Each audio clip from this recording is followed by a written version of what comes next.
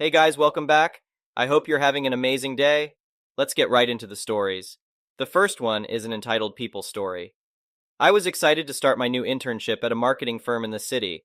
As a business student, I was eager to get some real-world experience before graduating. On my first day, I walked into the sleek office building dressed in my best business casual attire. I introduced myself to the receptionist and was directed to the office of my manager, Karen. Karen greeted me with pursed lips and a judgmental once-over. "So, you're the new intern?" she said, looking unimpressed. I smiled and extended my hand enthusiastically. "Yes, I'm Alex. It's so nice to meet you. I'm really looking forward to learning from you this summer." Karen shook my hand limply before motioning for me to take a seat. She proceeded to hand me a thick stack of papers. "I need these all photocopied and collated by noon. And when you're done with that, go ahead and grab me a soy latte from the cafe downstairs." I was slightly taken aback by her abrupt, demanding tone, but I figured as the intern, these sorts of menial tasks were to be expected. "No problem. I'll get right on it," I said agreeably. Over the next few weeks, Karen piled on the grunt work. I didn't mind most of the tasks, making copies, filing, data entry.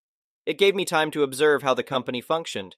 But Karen's rude attitude grated on me. She barked orders, complained about every little thing I did, and made condescending remarks constantly. One morning I was hard at work processing expense reports when Karen came storming over. "Why aren't these reports done yet?" she snapped. "Do you know how crucial it is that I have these before my meeting with the executives? Are you intentionally working slowly just to make me look bad?" I stammered an apology and tried to explain that I was working as fast as I could, but she cut me off. "I don't want your lame excuses. Stop being so lazy and get it done." I bit my tongue and silently finished up the reports, seething. Her unprofessional behavior and verbal abuse were really getting to me. A few days later, I was asked to organize a big client presentation that Karen was leading. As she barked orders at me, I finally found the courage to speak up. "Karen, I know you're really busy getting ready for this presentation. Why don't I take care of gathering the rest of the materials you need so you can focus on finalizing your slides?" Karen looked at me furiously. "Who do you think you are, giving me orders? You're just a worthless intern. I'm in charge here." I stood my ground. "I'm just trying to help. I can handle the busy work while you work on the important stuff." Karen got right up in my face, eyes blazing with anger. "Listen here, you little punk," she hissed. "I've had it with your pathetic attitude. The only thing you're going to do around here is what I say when I say it." And with that, she slapped me hard across the face. I staggered back, utterly stunned. The entire office went silent, everyone's eyes on me and Karen. My cheeks stung, and tears welled up in my eyes. But I was more shocked at her violent reaction than physically hurt. I took a deep breath and addressed Karen calmly and professionally. "Your behavior is completely out of line. Consider this your first and final warning." With as much dignity as I could muster, I turned and walked away, ignoring Karen sputtering behind me. I went straight to the executive offices, knocked firmly on the door, and was greeted by a smiling middle-aged man. "Alex, good to see you. How are things going with your internship?" I smiled weakly. "Well, that's actually what I came to talk to you about. Dad. You see, this marketing firm actually belonged to my family. My dad was CEO, but no one besides him knew that I was his son. I had wanted to keep things professional and earn respect through hard work." Dad's expression darkened as I told him about Karen's harassment and the assault that day. "That is absolutely unacceptable," he fumed. "I don't tolerate that kind of behavior from anyone. I don't care who they are." He picked up his office phone. "HR, please escort Karen from the building immediately. Her employment here is terminated effective today." Karen looked stunned when the head of HR notified her. "You can't fire me. I'm the best manager you have," she sputtered angrily. They had to call security to physically remove her from the premises while she kicked and screamed the whole way out. I decided to go ahead and press charges against Karen for assault. With the support of my dad and the other employees who witnessed her behavior, the case was a slam dunk. She was found guilty of assault and battery and sentenced to anger management classes and probation. While it was an awful experience initially, I'm actually glad I got to see Karen's true colors right away. It validated my decision to keep my family connection quiet during my internship. I wanted to succeed based on merit, not nepotism. After the Karen fiasco, Dad ended up offering me a junior executive position to start after graduation. I eagerly accepted, knowing I would be working with professionals, not entitled narcissists like Karen. The next one is a pro-revenge story. My wife and I had just had our second child and moved into a duplex in an amazing neighborhood that had its own playground even. We moved in and greeted the neighbors, a bunch of younger people, but they seemed okay. The first day after moving in, we found that they had gone out and left their 7-year-old on a school day outside our door with a bag of goldfish and a note asking us to watch him while they went out. This prompted us to call CPS #1. The other neighbors and I got along really well. The old guy next door repaired bikes as a hobby, and the neighbor next door did woodwork. He would always come over to see the kids, and sent his grandchildren over to play too. They warned us that our upstairs neighbors were trouble, with constant traffic going in and out and parties every single night. This was 110% true. It got to the point where we couldn't sleep at night, and we had multiple altercations that escalated into full-blown yelling matches. The landlord was useless and did nothing to get rid of them, so I bided my time. Eventually, one night they came home in their red Mazda 3, and it was destroyed. They must have hit someone and ran, so I called the RCMP to let them know. At the very least, I figured they'd get in deep trouble, but I had no idea what I had just unleashed. It turns out the douchebag had a warrant out for his arrest for drug trafficking. He got hauled away in cuffs that night, and entitled woman #2 got a visit from CPS again as they left their son home alone, again. This wasn't once or twice, it was every single day. So my wife went digging for names and found the mother on Facebook. Using public record searches, we found out that they owed Easy Home nearly $48K in assets, as they had taken off from the original address with all of their furniture, including TVs and a huge sound system. 48 hours later, the sheriff was there with a box truck, emptying their house. They took the beds, couches, TVs, the annoying subwoofer system, kitchen set, and even the dressers. CPS came shortly after and removed the child from the house. I didn't enjoy seeing him taken away, but they never fed him, and he was always in the same clothing, which was falling apart. We went out of our way to make sure he had full meals when we could, not gonna let a kid starve. The douchebag went to jail for drug possession. He was out on bail and hid the drugs in a dresser they took. Entitled woman #1 went to jail for assaulting the sheriff, and entitled woman #2 actually had a happy ending. Far as I know, after she lost her son, she went through multiple programs to clean herself up and started working to provide for her son. I ran into her a couple of years ago, and she thanked me for what I did. I got pro-revenge on the drug dealer and his girlfriend and thankfully helped someone get on the right path. The next one is a petty revenge story. So I used to run a small business, Wedding Space, and I was very successful in a very short period of time. To the point that I was getting all expense-paid invites to industry conferences less than 6 months after I opened. Needless to say, this ruffled feathers. Enter Kate. Kate is a chief Karen who competes in the same space and has been nothing but awful to me from the moment she became aware that I wasn't just competition. I was doing better business than her. She would complain that I had gotten expenses paid, implied that it was because I was pretty, said that she felt people who had been in the space longer deserved it more, and made a vaguely racist statement about how my outfit colors don't look good on dark-skinned people. She also reported my booth for accidentally being less than 3 inches outside our 10x10 slot, and has tried on more than one occasion to have my competing products removed from vendors' halls. Needless to say, I despise this woman. Now fast forward a little bit into the pandemic. I see major issues on the horizon for my business, and so I decide to step out and sell for a pretty penny. Bought a condo, took a job at a nonprofit, and moved along with my life. But some of my friends still in the industry would give me updates or vent, and I was absolutely right to sell. Most everyone doing what I do has already closed, including the person I sold to. Kate, however, was still going strong, though I noticed her prices were really aggressive. My friend then showed me SS that Kate had bragged privately about claiming to be unemployed, disabled by using her longtime partner as a cover for her business, then dropping prices below what other sellers could do because she was double dipping. This really made me angry. I have a mobility disability, and I felt horrible for the people she was running out of business by pricing so low. So of course I reported her, but nothing seemed to come of that. Then one of the biggest conferences of our local industry came up on my calendar.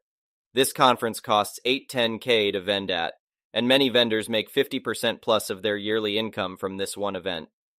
My friend runs the vending hall, so I asked her to place me right next to Kate.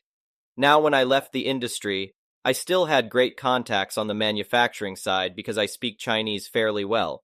I found the manufacturer for Kate's top-selling items and ordered a sizable inventory to take with me to the conference.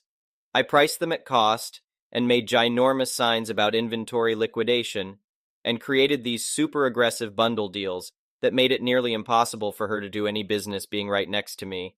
I could see her over there fuming, and she did try to come over and complain, but our booth was too busy to even entertain her obnoxious huffing and puffing. She closed her shop last week. I lost about $5,000 doing this, but I got a lot of people deals on packages/items that they never thought they could afford for their special day, and it was honestly fun to help people out, especially at her expense. The next one is a malicious compliance story. The setup: I have a 2-bedroom house. I decided that I wanted to rent out the other bedroom in the house to make some money on space I wasn't really using after COVID. So I fixed up the place really nice. The tenant gets a private semi-attached bathroom. The bathroom is actually outside the bedroom, but I put up drapes between the bedroom and bathroom so the tenant can walk between them without me seeing. Common consumables: I pay for toilet paper, paper towels, laundry supplies, kitchen supplies, etc. I created the lease. The lease is very bare bones. It just says, you get a room at this property, you pay this much per month. The landlord covers all utilities. Your lease is X months long. I created the ad. In the ad, I mentioned how it's okay to have guests over, but keep it to no more than twice per month. I did not put this into the lease agreement. You can see where this is going. I do a showing for a prospect T. I tell him the guest policy, and he seems just fine with it. I do the rest of the showing, and all seems grand. He signs the lease agreement and moves in. The problem: the first month is grand. Anyone can fool someone for a month, but eventually, you return to bad habits. His bad habit was women. He would have women over 4-5 nights per week. I did not appreciate this. I pulled him aside to tell him, hey, you're having a lot of girls over, you need to reduce how many girls come over, or if you're willing to pay a bit extra for having all these girls over, I won't say a thing. He initially agrees with it. The next day he calls me down and asks to speak with me at the dining room table. It's T and his girl du jour. GT begins arguing. How can you ask for more money when that's not in the lease agreement? You can't ask for that. I told him the guest policy was in the ad and that we spoke about it when he came here. He said, yeah, but you can't ask for that. If it's not in the lease agreement, you can't do that. The guest policy isn't in the lease agreement either, so I pay rent. I can have whoever whenever I want. G piped in, you just need to take the L on this one and write better lease agreements. I replied to G, you're not on the lease agreement, so I don't give a shit what you think about it. I turned to T. It was in the ad. We also talked about it when you came here. You knew about this. T replied, whoa, man, calm down. It's just 6 months, man. That's my lease term. I'll be out of your hair in 6 months. I replied, why can't you stay at her place? G said, that's none of your business. Shut up, G. I don't care what you think. You want a problem, T? You got one. This is not cool and you know it. Why does she have to be here 5 nights a week? She practically lives here. I signed a lease with you, T, not with her. Why is she here? He shrugged. Can't help it. Not in the lease agreement, man. That's what lease agreements are for. I was infuriated. We talked about this. He's choosing not to follow the lease agreement. Okay, fine. What's a guy to do? I want him gone. I don't want T and G teaming up against me in my own house. They walked upstairs and turned on the loud music in their room. Later in the evening, G was downstairs cooking something on the stove by herself, using my pots and pans. She's cooking for herself in my house. She's not even a tenant, but she sure is acting like one. G tried striking up a friendly conversation with me, but I just gave her absolute silence for 10 minutes while I cooked. I took my food upstairs. This is war. I'm going to follow the lease agreement to the letter. If I advertised a feature in the ad, but it wasn't in the lease agreement, that thing is gone. The compliance. Every day I took something away. I first started by removing all the common consumables from the house. He texted me later, man, you removed all the consumables? You need to come down on the rent. I replied, not in the lease agreement. He said, it don't gotta be like this. I removed the drapes between his room and the private bathroom. I took away the chairs for the dining room table. I then shut off the clothes washer and dryer, circuit breakers were in my room, and left a note about the location of a local laundromat. I also became an absolutely filthy roommate. I didn't clean anything. I left bags of garbage wherever I felt like. I never cleaned the kitchen and left the sink full of dishes. Please, man, can you clean up? No. I had maid service, canceled that. I informed him of the change. Can you come down on the rent, man? Not in the lease agreement. You agreed to a rental price. Come on in. I turned off the breaker to the stove and left out a wall outlet single-pot electric plate for him to use. I turned off the microwave. Not in the lease agreement either. I actually started feeling bad for him. G started coming around less and less as I made the living situation worse and worse. Finally, he texted me, "Do you want me to move out?" I replied, "Yes, when are you leaving my house?" He said, "End of the month, you'll let me break the lease?" I replied, "Of course." He left at the end of the month. I had my house back. I made sure to make my next lease agreement way more specific about everything. The next one is an entitled people story. I wasn't even going to make a post about this, but my brother, whom I'll call Turk, 25M, made 4 posts about it, so I thought I should share my side of the story. I'll use the same names he did for the sake of simplicity. My fiancée is Maria, 24F, and my ex is Jen, 24F. A little over 5 years ago, my brother started dating Maria, my now fiancée. 3 months after they started dating, they set me up with her, now ex, best friend Jen. The 4 of us did a lot together since the girls were best friends. Turk and Maria dated for a year, and Jen and I dated for 9 months. At the end of our relationship, I came home early and found Turk and Jen having sex in my bed. After I processed the situation, I called Maria because I'd want to know if I were in her place. She came over and we confronted Turk and Jen. They dumped us, and I found out 2 days later they started dating each other. It broke me. I came home to find my brother with my girlfriend only to run off with her. I had to move back in with my parents. It was infuriating because they kept talking about how happy Turk and Jen were. Throughout the next couple of months, Maria and I started talking. We were 2 people in similar crappy situations, and we found some comfort in each other. 4 months after we got dumped, Maria and I officially started dating. 6 months after we got dumped, Turk found out that Jen was cheating on him, and she left him for the other guy. I actually only found this out today from reading Turk's post. Maria would get the occasional message from Turk, trying to reconnect, but she ignored him. Anyway, moving on to now. Maria and I are engaged and getting married in September. My parents were invited until my mom called me and threatened not to come if I didn't invite Turk. I told her not to bother coming regardless. In my mother's eyes, Turk can do no wrong. When he ducked and started dating my ex, I told my parents everything he did, and my mom tried defending him. Our relationship isn't the greatest, but it was somewhat decent. After I uninvited my parents, I only uninvited my mom, but my dad texted me and said he's not coming if my mom isn't.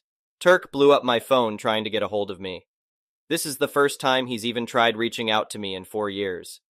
As I said before, Turk posted about this situation here on Reddit as well, and apparently my parents told him that Maria and I were getting married, and that started this whole thing of them getting uninvited.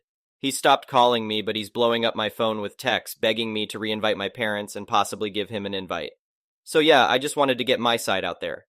The next one is an entitled parent story. Okay, I'm at my wit's end.